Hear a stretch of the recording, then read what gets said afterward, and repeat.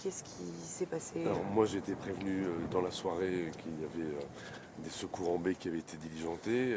Très clairement je me suis rendu vers minuit ici, au moment où quasiment le jeune était retrouvé au Crotoy. Donc à ce moment-là il y avait un peu d'espoir et la difficulté que nous avions c'est que on avait des jeunes qui étaient rentrés, sains et saufs, dans le groupe de 8, qui naturellement eux étaient dans la peine, dans le côté incrédule de ce qui était en train de se tramer, parce qu'on se demandait où les kayakistes se trouvaient.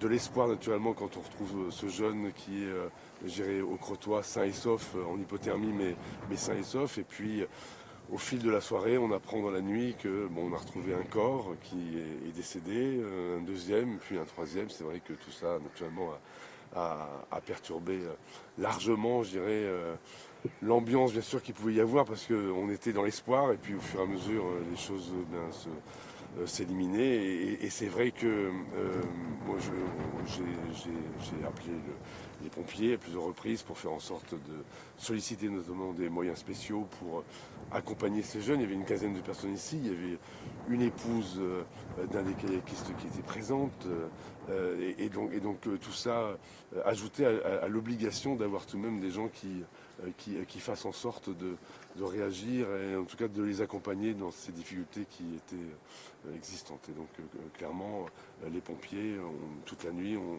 trouvé les moyens nécessaires, médicaux, puis psychologiques pour accompagner les victimes. Le sous-préfet de la ville est venu, enfin voilà, les autorités étaient là, on était un peu, voilà, bien sûr, dans la peine, dans la difficulté. Je vous dis en plus ça, c'est des gens, pour certains, que je connais bien, et donc voilà, ça ajoute au caractère difficile. Justement, c'était des gens du coin.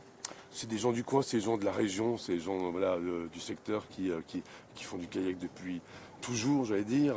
Le plus jeune, naturellement, depuis moins longtemps que les autres. Mais dans le lot des 4 qui étaient perdus en mer, il y en a 2 qui sont des vrais grands sportifs, qui connaissent la baie par cœur, qui ont fait des sorties dans le Grand Nord pour la dame qui est décédée.